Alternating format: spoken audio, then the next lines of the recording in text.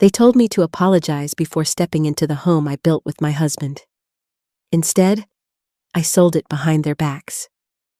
Before I begin, let me welcome you back to Velma's Stories, where we share true-to-life tales of love, betrayal, and justice found in the most unexpected places. My name is Martha Ellis.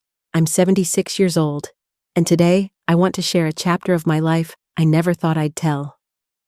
Please, before we start, hit that like button, subscribe to the channel, and tell me in the comments, from what city are you listening to my story today? I love reading where you all come from. And now, let me take you into the moment my world shifted forever. I had lived in the same house for more than 4 decades. 42 years of marriage, 2 children, birthdays, Christmas mornings, countless dinners, and arguments that ended in laughter. To me, that house wasn't just wood and brick. It was memory made solid.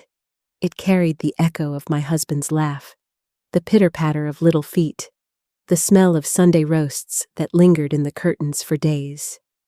That afternoon, I stood on the porch holding boxes filled with photo albums, love letters, and the folded uniform my late husband Walter wore with pride. I was ready to place them back into the living room where they had always belonged. But before I could take a step forward, I heard my daughter-in-law's voice, sharp and cold as glass. "You're not coming in until you apologize." It wasn't yelled. It wasn't even emotional. It was delivered like a sentence from a judge. Behind her stood my son, Sam, his eyes fixed on the ground, not daring to meet mine. He said nothing, not one word in defense of the woman who carried him, nursed him, raised him. At that moment, I understood. The two of them had already decided I was no longer welcome. I looked at the box in my arms, at Walter's uniform, and at the albums filled with our family's life. "Ellie doesn't even remember him," June added with a dismissive shrug, referring to my granddaughter. "She was 6 when he passed. Why keep this junk?" Junk. That was her word for my entire life. If you've ever had someone erase you while you're standing right in front of them, you'll understand how it felt. My knees trembled, but my pride held me up. I walked back down those steps, the box pressing against my chest like a weight too heavy to carry. And if you think that was the lowest point, oh, you're wrong. What came later would leave even my own son speechless. I walked home that day, carrying more than just boxes. I carried the crushing truth that I no longer belonged in the very place I had built with my own 2 hands. My husband Walter and I had bought that house in the early 80s. It wasn't glamorous then. The roof leaked, the porch leaned dangerously to one side, and the pipes rattled whenever someone flushed. But we loved it, fiercely. We painted those walls ourselves. Walter and I planted the oak trees that shaded the yard today. Every nail, every brushstroke, every flower in that garden had our fingerprints on it. That house wasn't just shelter. It was us. It was our marriage. It was the story of who we were. After Walter died, oh, how sudden it was, an ordinary evening at the dinner table, his hand dropping mid-sentence. I swore I'd never leave. The silence that followed his passing almost swallowed me whole. The chair where he sat seemed to grow louder in its emptiness with every meal. And yet, the house held me up. Its walls whispered memories when the nights were too long. For years, I held on. I taught at the local school. I volunteered at the library. I knitted little hats for preemies at the hospital. Life wasn't rich, but it had meaning. And then June arrived. From the first day I met her, I felt it. A wall sliding into place between me and my son. She was polite, but never warm. Everything I represented was old-fashioned to her. The floral curtains I loved, replaced with minimalist blinds. Walter's workbench in the garage, cleared out and sold. My husband's armchair? Hauled away, just like that. She turned my home into her showroom, as if erasing every trace of the man who built it would make it hers. I stayed quiet. For Sam. For Ellie. Every time I bit my tongue, I told myself, kindness will win her over. But kindness, I learned too late, doesn't melt every heart. Sometimes it just makes you easier to step on. The worst cut came with Ellie. She was my sunshine, the one who still reached for my hand at family gatherings. I wanted to help her buy her first car, to see her drive off into the world with a piece of me pushing her forward. I offered my savings with pride, but June smiled that condescending smile and said, "No, we want her to learn responsibility." A week later, a brand new Honda Civic sat in the driveway, shining like a slap across my face. My offer hadn't been noble in their eyes. It had been irrelevant. Piece by piece, my presence shrank. My pies weren't part of the menu anymore at Christmas. My chair disappeared from the living room. My gifts were labeled Grandma's Little Projects, and then finally, that day at the porch, they drew their line in the sand. Apologize or stay out. I brewed a cup of tea when I got home. I sat at the kitchen table, staring at the boxes of photographs piled around me. Every picture was proof. I had lived. I had loved. I had given my life to my family. And now, I was told it was all clutter. Something cracked inside me. For 76 years, I'd been the one who forgave, who gave second chances, who put others first. But as I sat there, the steam from the teacup fogging my glasses, a thought came sharper than anything I'd ever felt. They believe I'm too old to make choices, but they've forgotten. I still own this house. I opened my drawer, pulled out the folder where I kept tax receipts, mortgage records, and Walter's will. The numbers, the dates, the signatures, all proof that the house wasn't theirs to guard. It was mine. Mine as much as the memories in those albums. I didn't cry that night. I didn't rage. I planned. Because if they thought they could shut me out of my own life, they had no idea what I was capable of when finally pushed too far. The next morning, I woke up earlier than usual. Dawn had barely colored the sky when I found myself already dressed, my folder of documents tucked neatly into my handbag. For years, I had let other people write the script of my life, but now I was holding the pen. My hands trembled, not from weakness, but from anticipation. I walked down the familiar main street of our small town, past the bakery where Walter and I used to buy fresh rolls on Sundays, past the post office that still smelled faintly of dust and ink. Each step carried me farther from the version of myself that had once begged silently for a place at her own table. The bank's glass doors reflected my face back at me, lined, weathered, but steady. Inside, the air was cool, too clean, and smelled faintly of paper and polish.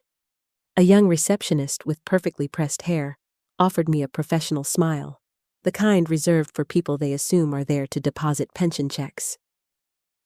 "I'd like to speak with a property lawyer," I said, surprising even myself with how firm my voice sounded. Minutes later, I was seated across from a man in a dark suit whose nameplate read, Robert Miller, Esquire. He couldn't have been more than 40, but the streak of silver at his temple gave him a look of gravitas. He listened without interrupting as I laid out the story. The house, Walter, the shared ownership with my son Sam, the years of upkeep I had paid for alone. When I finished, Robert leaned back, folding his hands together. "Mrs. Ellis, legally speaking, you're on very solid ground. Joint ownership means your son has rights, yes, but so do you. You can sell your share, or under certain conditions, even the entire property. And from what you're describing, you've been the one paying taxes and maintaining the place." The words felt like a key turning in a lock inside my chest. For months, I had felt powerless, reduced to a shadow haunting her own home. Now, the law itself was reminding me, I still mattered. Robert explained the steps. Gather receipts, tax records, proof of payment, file the paperwork, contact a realtor. It all sounded so businesslike, so matter-of-fact. But to me, it felt like revolution. Walking out of that office, sunlight broke across the town square. For the first time in years, the air tasted different. Not heavy, but sharp and alive. I was no longer the unwanted guest. I was the owner, and I had choices. That afternoon, I called a realtor. Her name was Caroline Hayes. Mid-50s, tall, with kind eyes that had clearly seen her share of tears and triumphs across countless kitchen tables. She didn't waste words. When I told her what I intended, she studied me for a moment, as though weighing whether I truly had the steel for it. Then she simply said, "All right, let's find you a buyer." We arranged a day for her to visit the property. My property. I couldn't help the small surge of satisfaction that warmed me each time I repeated that phrase in my head. That night, I brewed tea again, but this time, it didn't taste bitter. I laid out receipts across the table, each one a little victory. The roof repairs in '97, the plumbing fix in '03, the property taxes that my son never even touched. Each slip of paper told a story louder than June's dismissive smirk. I found myself whispering aloud, as if Walter were there to hear it. "They thought I was done, Walter, but I'm not done yet." It wasn't revenge I wanted. It was justice. A quiet correction to years of being overlooked, undervalued, dismissed. And deep down, I knew. Sam and June would never see this coming. Caroline pulled up to the curb 5 minutes early, the kind of person who treats time like a promise. She stepped out in a navy blazer and low heels, the picture of a woman who has walked through more kitchens than most people have walked through years. When she reached for my hand, she didn't pump it the way salespeople do. She held it, warm and steady, as if to say, "I'm here to help you carry this." "I have my key," I told her. I never gave it up. "As you shouldn't," she said, matter of fact. "You're an owner." The lock turned with a familiar click, and we crossed the threshold together. I braced myself for the version of the house June had curated. Cool, spare, clever for a magazine spread, but lonely in a way that photographs never capture. The living room had been drained of color. The framed family photos were gone, replaced by abstract prints that looked like bruises in a storm. The mantel, where Walter's folded flag used to sit each Memorial Day, was bare. It smelled faintly of bleach and lemon, like a room that had been cleaned instead of lived in. Caroline moved quietly, scanning the lines of the room like an appraiser and a therapist at once. "Good bones," she said softly, almost to herself. "Those windows are original? And that crown molding? That's not from a big box store." We walked the circuit, living room, dining room, the little den where Sam had played with plastic dinosaurs on the carpet, while Walter pretended to be bored and then roared loud enough to shake the windows. June had repurposed the den into an office, the sort of space where no one raises their voice and the printer always works. I tried not to resent the order of it. Order is not the same thing as peace. In the dining room, Caroline stopped. She bent down, pinched the corner of a gray runner rug between 2 fingers, and lifted. Beneath the rug, under a layer of limp foam, the old oak floor came through like a photograph in a dish of developer, grain shimmering, sunlight catching in long honey lines. "There you are," she breathed. "Original white oak. People will pay for this, Martha. Not because it's expensive, but because it's true." I hadn't seen that floor in years. June had covered it for protection. she'd said, which in retrospect was how she approached me as well. Cover the old things so they won't make a mess. Caroline stood, brisk again. Here's what I propose. We don't stage this within an inch of its life. We unstage it. We lift what's real. These windows, these floors, that brick surround on the fireplace. We tell the story of a house that was cared for by the same hands for 4 decades. No heavy scent diffusers, no trick lighting. Clean, clear, and honest. I can do honest, I said, and heard Walter chuckle in the back of my mind. We moved through the kitchen, newish appliances set in a room that still remembered a Harvest Gold oven from 1987, and up the narrow stairs. On the landing, Caroline paused again, running her hand along the banister. Hand turned, she said. You can feel where someone didn't quite sand it perfect. Buyers touch this and feel a person, not a factory. In my bedroom, the one place June hadn't fully conquered, I opened the closet and took down the box that held Walter's uniform. I rested it on the bedspread and looked at it the way you do with the face of someone sleeping. I brought this here yesterday, I told Caroline, and I was told it was junk. Caroline shook her head. Not in the story I'm going to tell. We were halfway down the stairs when the front door opened. Keys rattled. A flash of perfume I recognized long before I saw the person wearing it. June. She stopped when she saw us, me on the stairs, Caroline at my shoulder. Her face arranged itself into something tight and professional, the expression she wore when she was about to terminate a meeting before it began. What are you doing here? She asked, voice clipped. We didn't agree to this. I'm here with my realtor, I said quietly. As an owner. June's gaze flicked to Caroline. There's a misunderstanding. My husband and I are managing this property. We'll decide if and when. Caroline didn't raise her voice. Mrs. Ellis is on the title. We're simply walking through and taking notes. No photos today. If you have concerns, I'm happy to share my card and discuss them. June's smile was a show of teeth without the courtesy of warmth. There's nothing to discuss. This house is our family home. It would be disruptive to make room for the person who built it? I surprised myself. The words came out steady. Not sharp, not pleading, just true. We won't be long, June. She stood there, caught between indignation and calculation. Then she stepped aside, a half-inch gesture meant to feel like permission. Fine, she said, but this is highly inappropriate. Caroline's eyes met mine just long enough to say, You handled that. We finished the walk-through, efficient as nurses on night shift. In the garage, where Walter's workbench had been replaced by a plastic shelving unit, Caroline pointed at the exposed plaster behind it. A real brick wall, she said. If we expose even a section, buyers will line up, not because brick is fancy, because it's honest. Honest floors, honest brick, I repeated, tasting the words. An honest sale.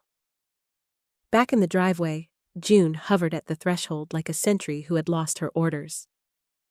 Martha, she called after me, switching to the bright tone she used at church fundraisers. We can talk about... I'm done talking, I said gently. But you and Sam can have my lawyer's number. I'll text it. Caroline opened the passenger door for me. When we were in the car, she waited until my seatbelt clicked. You okay? Yes, I said, surprised to realize I meant it. I feel... light. We have options, she said, pulling away from the curb. Given the history of the house, and given that you want a dignified process, I'd prefer a private showing. A pocket listing? Quiet, quick, clean. I already have a family in mind. They've been looking for a home with soul. They lost a son last year. They aren't shopping for countertops. They're shopping for a place to set their grief down gently.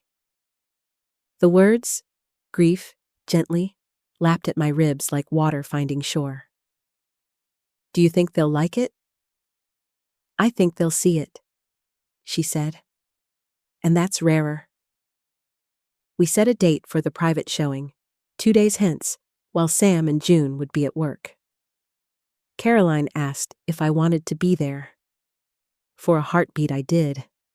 I wanted to see strangers cross that threshold and feel what I had felt for 40 years. But then, I pictured myself standing in a corner, reading faces like weather, hungry for approval in a house that already knew me. No, I said. You can be my eyes. That evening, I made notes at my kitchen table, utility upgrades, roof replacement, dates on the furnace. I wrote in tidy rows because I wanted to present a life well ordered, even when the living of it had been messy. When I finished, I brewed tea and sat in the quiet. If you've ever wondered when courage arrives, here is my answer. Not with trumpets or speeches. It arrives in a cooled cup, in a key that turns, in the click of a seatbelt when you decide to move forward. 2 days can be long and short at once. I baked a lemon cake, the way I do when I need my hands to be busy and my heart to rest. I ironed a blouse no one would see. I watered the rosemary on the windowsill and whispered to it like an old friend. And every few hours, I touched Walter's uniform just to remind myself that love can be folded and carried and still remain whole. At noon on the second day, my phone buzzed. A text from Caroline. They're here. I'll call after.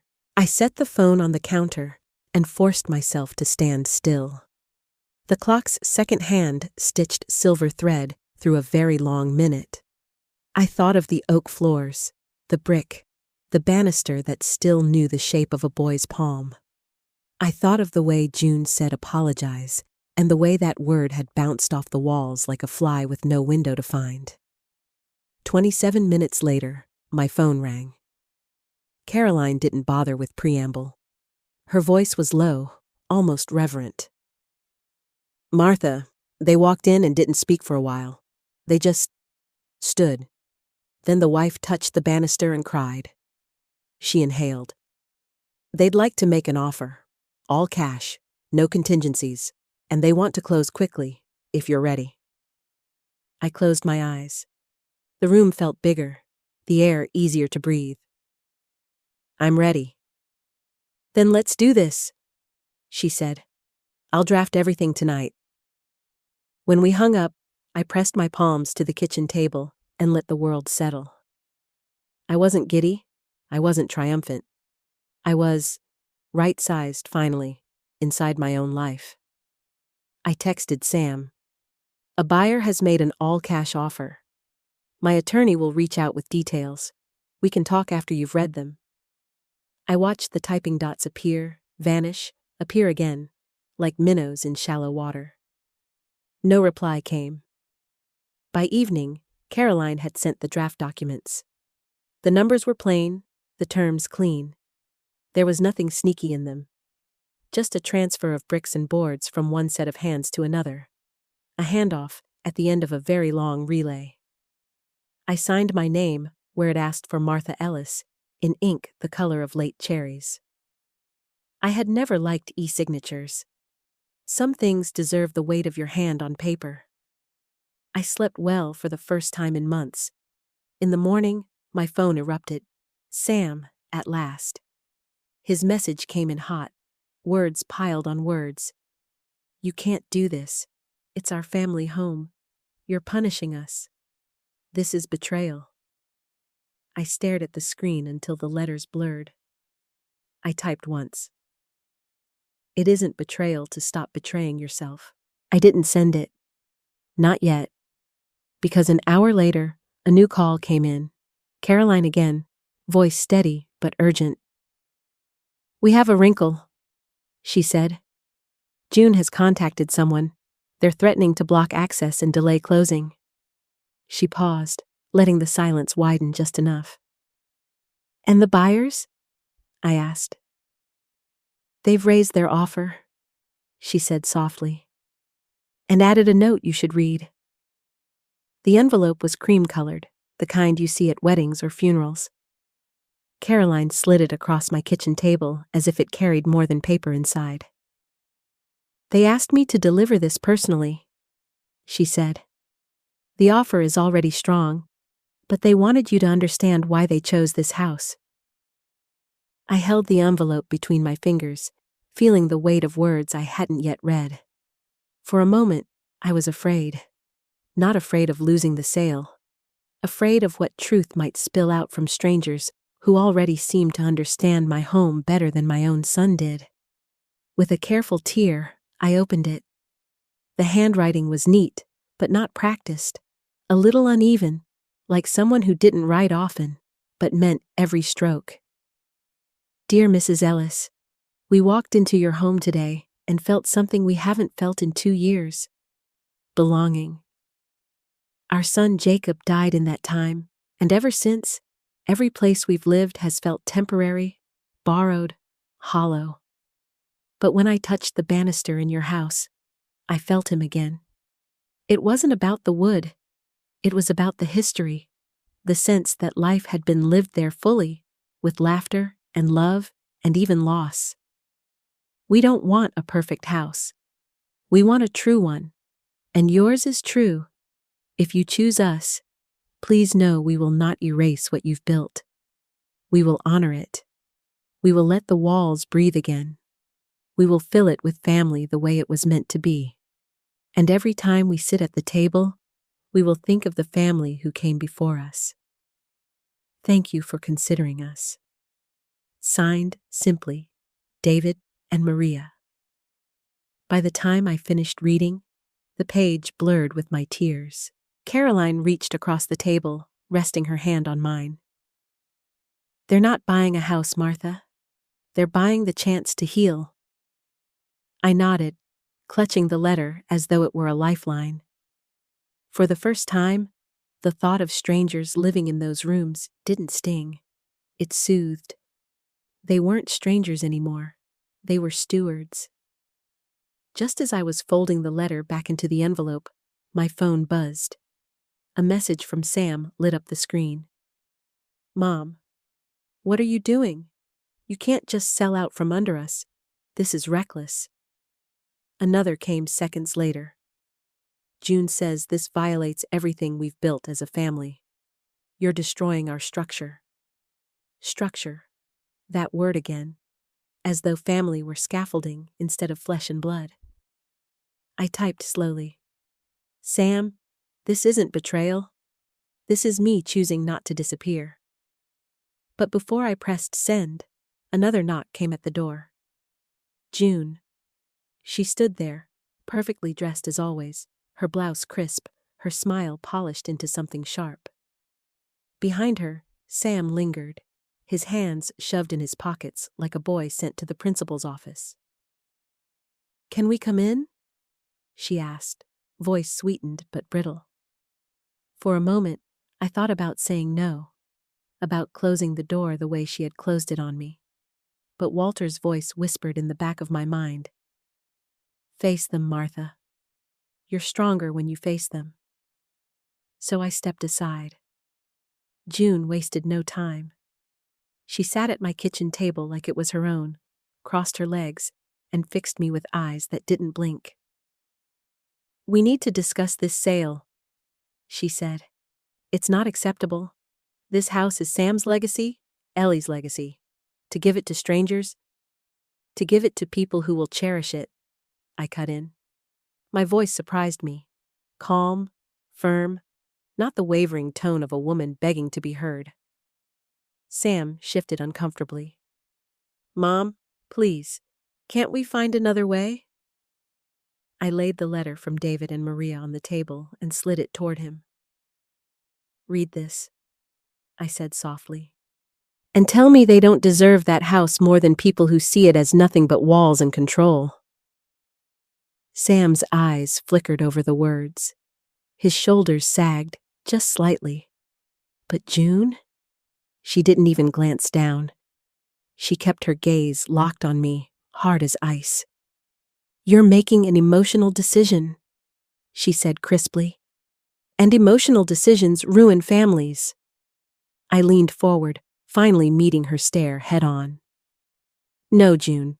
Dismissing someone's entire life as junk ruins families.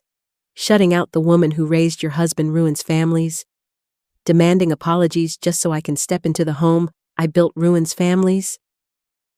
The silence that followed wasn't empty. It was electric. Sam's head dropped lower. June's lips pressed so tight they blanched. Then, without warning, she rose to her feet. If you go through with this, Martha, you'll regret it. You'll lose your son. You'll lose your granddaughter. And you'll die alone in some rented shack by the sea. Her words landed like blows, but for once, I didn't flinch. I sat tall, folded the letter back into its envelope, and said, "Better to live in a shack with peace than in a mansion where I'm invisible." Sam looked at me then, really looked, and for the first time in months, I saw conflict flicker in his eyes. The room felt small, though my kitchen wasn't small at all. The ticking of the wall clock grew louder with each second of silence, marking the space between me and the two people who carried both my blood and my grief. Sam shifted in his chair like a man caught between two tides. June stood tall, her arms folded, the self-appointed guardian of what she insisted was her family's honor. I could see the invisible thread between them. Tight, unyielding, woven with fear and pride. "Mom," Sam finally said, his voice low. "Do you really want to do this? To sell the house? To strangers? It's not just a building. It's us." The word us cracked something inside me. For 42 years of marriage, Walter and I had built that house into a fortress of memory. That was us. Sam was born there. He took his first steps on those oak floors. His father taught him to ride a bike in the driveway. And now, he stood there, calling me the traitor, as if my hands had never held him when he was sick, as if my voice had never sung him to sleep. I looked at him steadily. "No, Sam. The house was me and your father. It was always us. But when he died, I carried it. I kept it alive. I paid the taxes, fixed the leaks, painted the walls. You and June only saw the finished product, not the sweat it took to keep it standing." June's lips curled into that half-smile I had grown to hate. "And now you want to throw it away because you're hurt? Because your feelings are bruised? That's childish, Martha." Her voice sharpened on my name, like it was a word she could spit out. But I wasn't the same woman she'd pushed aside on the porch. I stood, slowly, deliberately. My knees ached, but my spine felt iron. I pulled the folder of documents from the counter and laid them flat on the table between us. Deeds, tax receipts, repair bills, each paper a record of a lifetime of stewardship. "Look," I said, my voice firm. "I'm not throwing anything away. I'm giving it to people who will see it for what it is. A home, not a trophy. And legally," I tapped the deed, "I have every right." Sam stared at the papers, his jaw working as though chewing on words he couldn't swallow. June, on the other hand, didn't even glance down. She waved her manicured hand in dismissal. "This is ridiculous," she said. "We've put our lives into this place too. The redecorating, the improvements, the investments." "Investments?" My laugh came out raw. "You mean the curtains and the couch? June, I kept a roof over your heads when storms hit. You can buy furniture, but you can't buy roots. And those roots are mine." The room vibrated with the force of words unsaid. Sam rubbed his temples, muttering, "Please, can we not fight like this?" But it wasn't just a fight. It was a reckoning. I turned to him. "Sam, I need to know. When she barred me from entering that house, when you stood there, eyes down, did you agree with her?" His eyes darted to June, then back to me. His lips parted, but no sound came out. Silence again. Silence that said more than words ever could. And in that silence, I understood. My son had already chosen. I felt the weight lift off my shoulders, as if all those years of biting my tongue, of folding myself smaller and smaller to fit into their version of family, finally snapped. I slid the signed sales agreement across the table. The paper whispered against the wood. "It's done," I said. "The buyers are real. The money is clean. The closing date is set." June's face flushed crimson. She slammed her palm on the table, making the teacup rattle. "You're selfish. You're vindictive. You're destroying everything Sam and I worked for." I looked at her, really looked, and for the first time I didn't see an enemy. I saw a scared woman, desperate to control what she could never own. "No, June," I said softly. "I'm saving myself. And if that destroys what you built, maybe it wasn't as strong as you thought." Sam pushed back his chair abruptly, the scrape loud and ugly. "You'll regret this, Mom," he muttered, his voice breaking between anger and something else. Maybe grief, maybe fear. "Don't call me when you realize what you've done." He stormed toward the door. June followed, heels clicking like gunshots on the tile. At the threshold, she turned, her eyes blazing. "You just killed this family." I met her gaze without blinking. "No, I just refused to let you kill me." The door slammed, leaving behind the echo of their absence. My kitchen was silent again, except for the clock ticking away the last seconds of my old life. I picked up the letter from David and Maria, pressing it to my chest. The edges cut lightly into my skin, a reminder that truth sometimes hurts, but always heals. For the first time in years, I wasn't waiting for permission to belong. I had chosen myself. Closings don't feel like endings. They feel like hospital corridors, too white, too bright, too quiet, where people sign papers while their lives change on the other side of a door. Caroline sat to my left, Robert to my right, a neat stack of documents between us. Across the table, David and Maria held hands, their fingers intertwined like the mesh of a basket. I had brought lemon cookies wrapped in wax paper because some moments need something sweet to hold on to. Robert tapped the signature tabs. "Here, Mrs. Ellis, and here. Then one more on the deed. Mrs. Ellis. Funny how your name can sound both formal and tender, depending on the room." My hand didn't shake. I dated the line, pressed the pen down, and wrote the last signature I would ever place on that address. When I finished, Maria exhaled a sound that was almost a prayer. David squeezed her hand and nodded once, as if signaling a ship to begin its voyage. Caroline slid the keys across the table. The brass was warm from her palm. I didn't cling to them.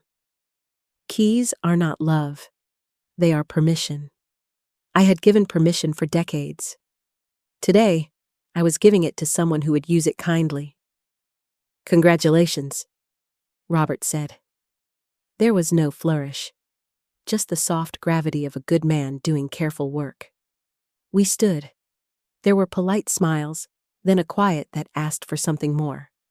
I reached into my tote and brought out the cream-colored envelope, their letter, folded and read until the paper thinned at the creases.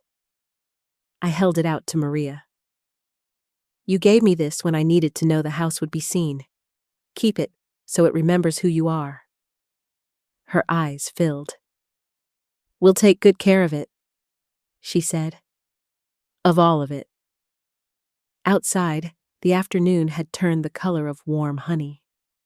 Caroline rested a hand on my elbow as we walked to the car. "You did that with so much grace," she murmured. "Grace is just tired courage that's learned its manners," I said. It surprised us both. We laughed, and the sound cut the solemnity in half. The wire hit my account before I reached home. My phone buzzed. Funds received. 2 words that looked clinical on the screen and felt like oxygen in my chest. I made tea. I called the credit union. Then I dialed a number from a card I kept tucked inside Walter's uniform box. Halcyon Trust and Fiduciary, the office where we had once asked questions about wills we were too young to write. Halcyon Trust, good afternoon. Hello, I said. My name is Martha Ellis. I'd like to open a trust for my granddaughter. The intake appointment was the next morning. I wore Walter's navy blazer. It still smelled faintly of cedar. The trust officer, a woman with salt and pepper hair and the kind of listening face that makes you talk too much, offered me water and took notes in tidy pen strokes. Her name was Grace, which felt like a wink from the universe. What's the purpose of the trust, Ms. Ellis? Freedom, I said. I want Ellie to know she can choose her life without asking permission from people who confuse control with love. Grace's eyes softened. We can do that. We'll structure it so she has access for education, a first home, a start to whatever she wants to build. We'll add protections in case anyone tries to lean on her. Anyone, I repeated, and we both knew what the word meant. We worked through beneficiaries and contingencies. I set aside a portion for the NICU, where I knit tiny hats.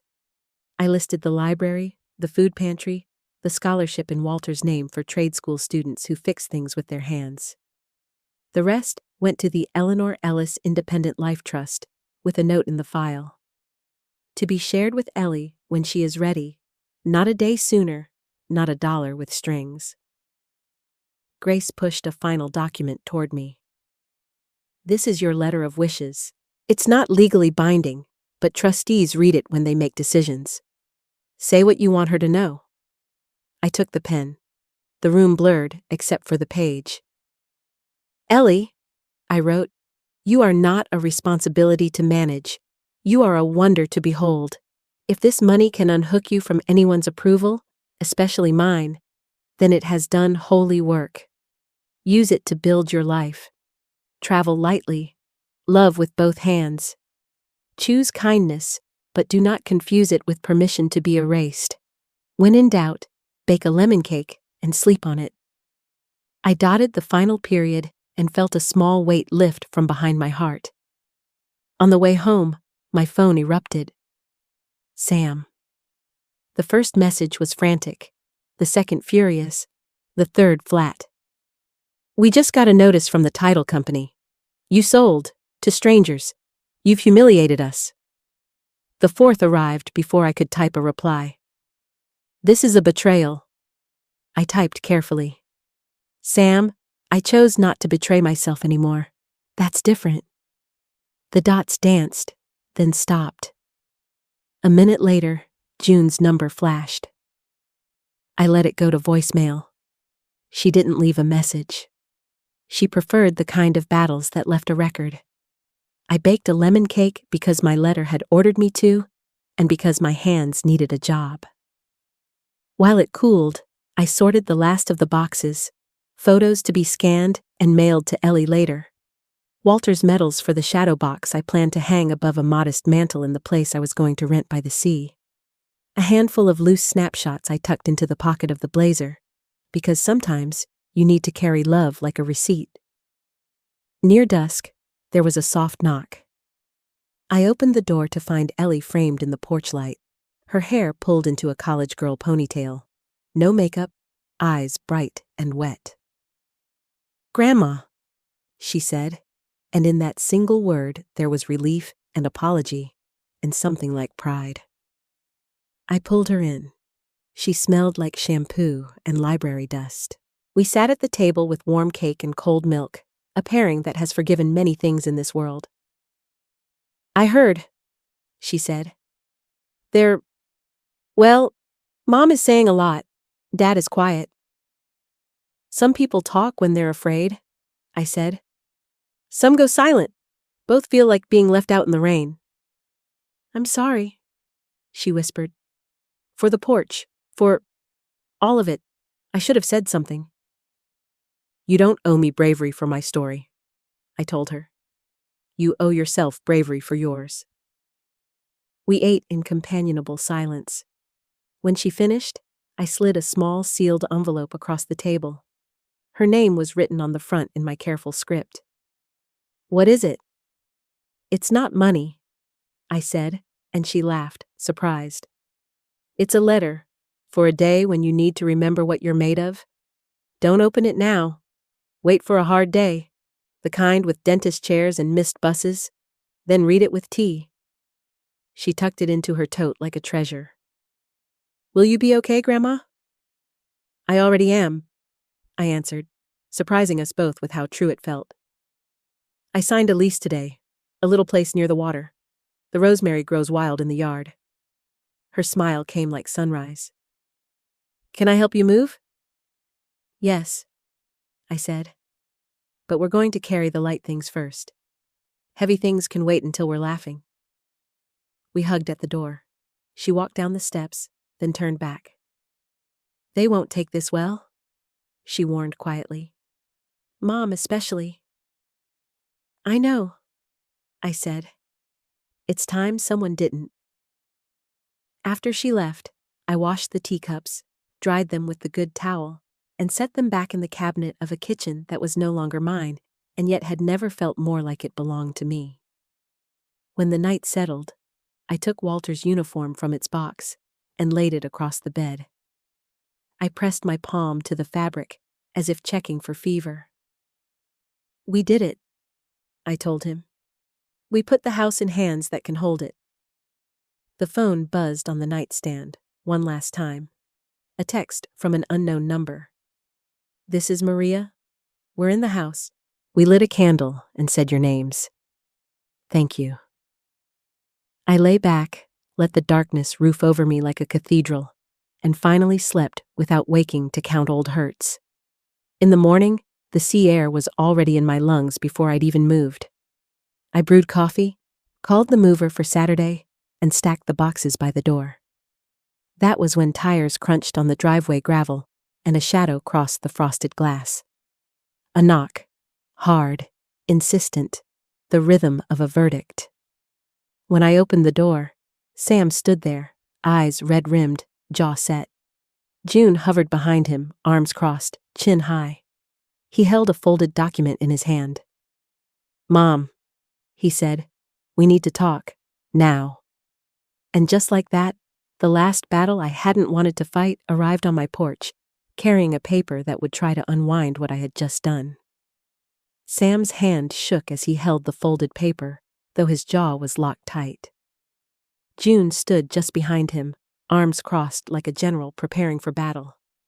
Her eyes darted past me into the hallway, scanning as if she were still entitled to walk through any door I opened. Mom, Sam said, his voice low, strained. This, he thrust the paper forward, is a petition. We're contesting the sale. You had no right. I didn't reach for the paper. Instead, I looked at his face. My boy who had once clung to my skirt when he was shy, who used to kiss my cheek goodnight without fail. That boy was gone. In his place stood a man who had mistaken silence for loyalty and control for love. June stepped closer, speaking before he could continue. We've consulted an attorney.